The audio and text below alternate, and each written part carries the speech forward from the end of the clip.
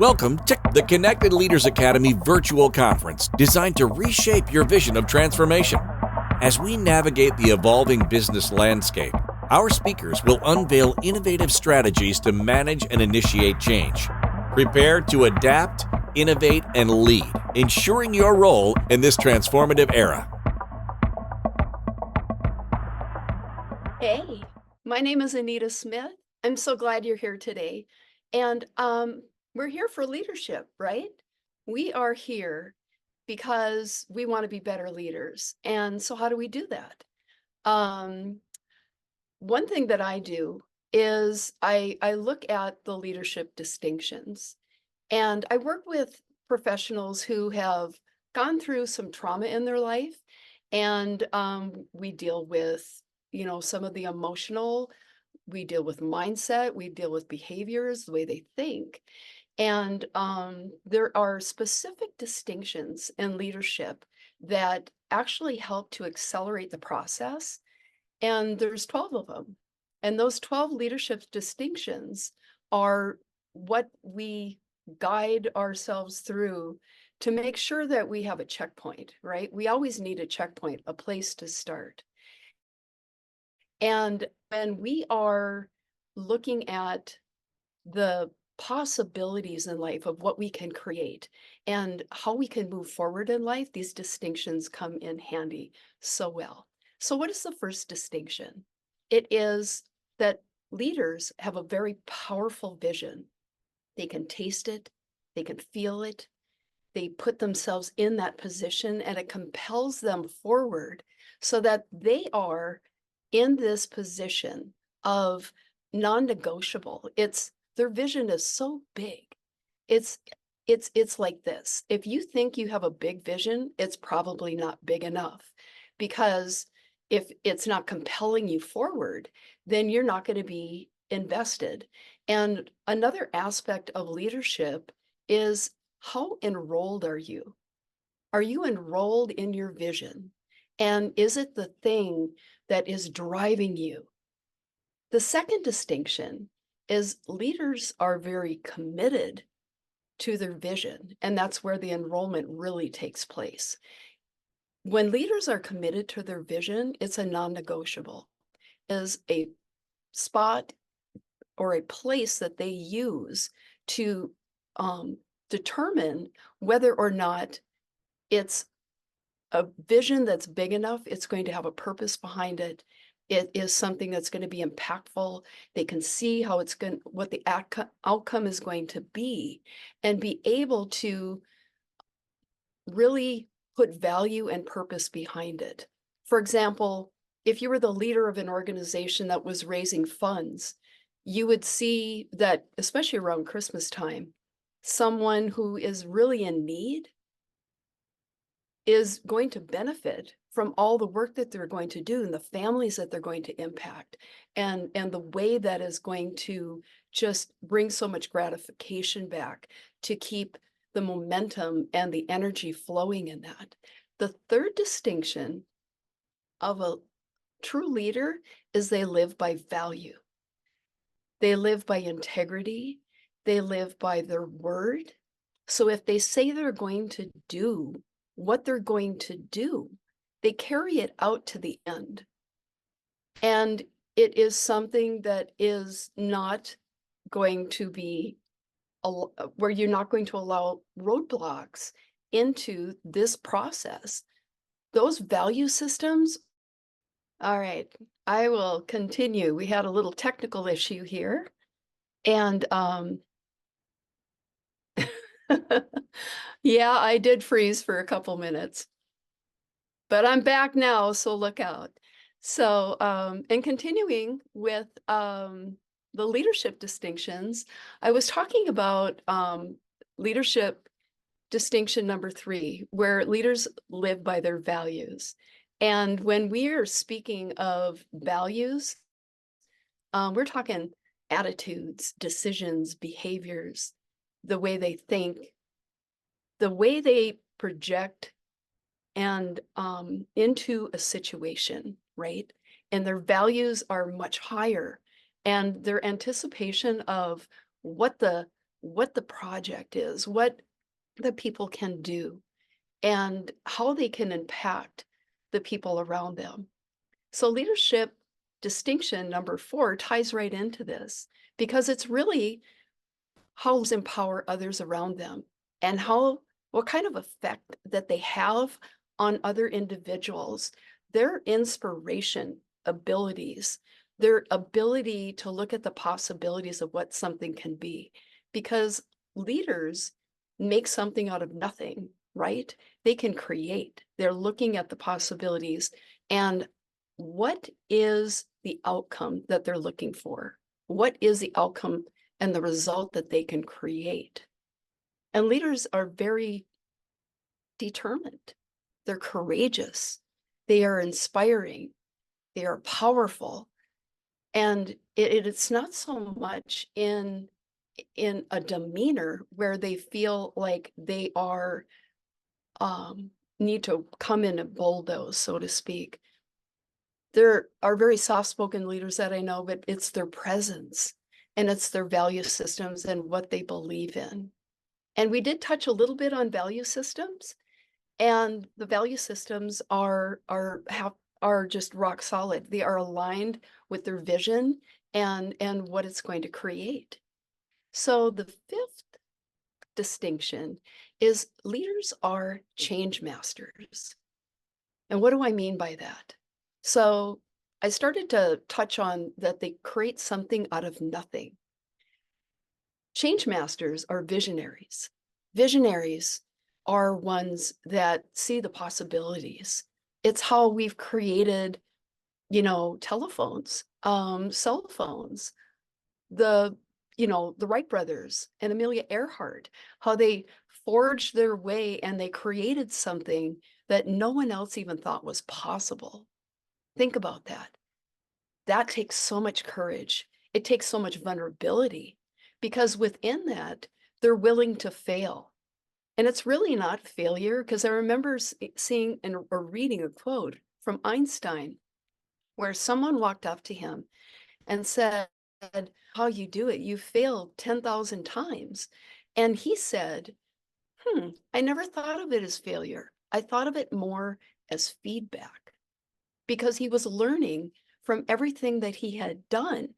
And what wasn't working, he set aside. So he leaned into what was working. And that's what he developed as a leader in his field of science. So there's leaders everywhere. The 6th distinction is leaders are risk takers. They are people that they don't hide. They're not afraid to hear someone say something. If you've ever been into a situation where you're creating something and they're like, "What are you doing that for?" Or "Who do you think you are?" Or, you've tried it before and it didn't work. And how that can play on your confidence, how that can play on your identity.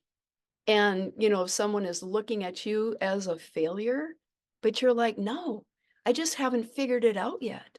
I still have more in me to give, and I'm willing to go all the way." So the 7th leadership distinction is leaders are responsible for it all. And what do I mean by that? I mean 100%. It's not 99, it's 100%. Leaders are seeing the impact that they can make. They're not willing to wait for it to happen. They're going to forge their way and make it a reality, make it their creation, help to build this vision into a reality that others get to benefit from. Because let's face it, leaders are true servants. They are ones that are bringing their heart forward. They're bringing their energy. They're putting everything into what they're doing to really create a life that's going to better someone else in the future because they're futuristic. They're visionaries, right? So distinction number 8 is leaders are expert communicators. They are they are so good at listening. And I was reading a book by Stephen Covey, and one of the things that popped out of that book about leadership is that we are to listen first to understand and then be understood. So they read the room, they will connect according to how the room is and the way that they show up, and be able to speak into possibilities, speak into the problems, be able to speak in to how can we solve the problem, and be able to convey that in a very clear and concise way that's easy for other people to understand. So in leadership number 9, leaders see obstacles as opportunities. This is where it gets fun, because where we resist, we persist as leaders.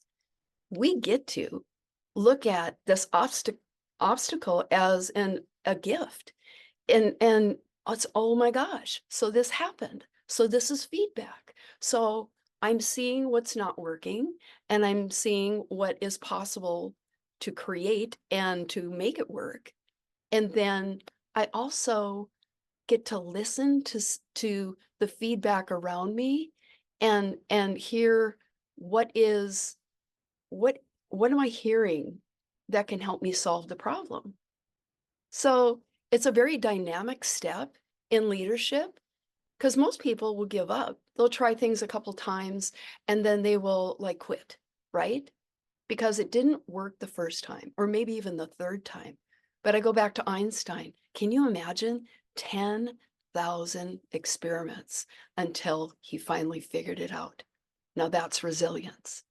I love that. It's such a beautiful quality. The 10th distinction is leaders are very wise thinkers. They use their experience, they use the things that they have done in life to aid themselves in being able to look at things from a different perspective. And when we look at things from a different perspective, and it might even be an internal perspective, right? Where we go, oh, I don't know if I can do that. I don't know if I'm capable. And then flip it and say, this could be interesting. What is the possibility that it would turn out? What is the possibility that I can create something that no one else has created, or that I can enhance in something that's already in place and make it even better?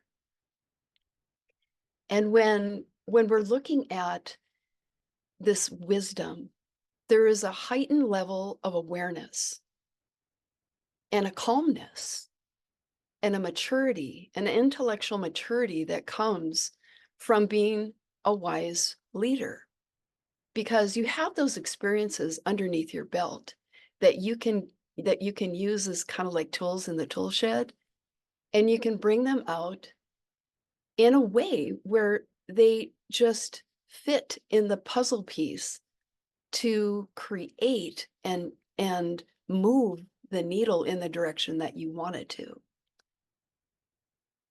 The 11th distinction of leadership is they have incredible strength and character. The thing that comes to mind is courage. How courageous that you get to be as a leader, to step into your identity, to step in and own who you are and what you do, and lead other people down the path to be able to bring them up in their excellence as well, because we learn from each other. We have the ability to share something so special with those around us.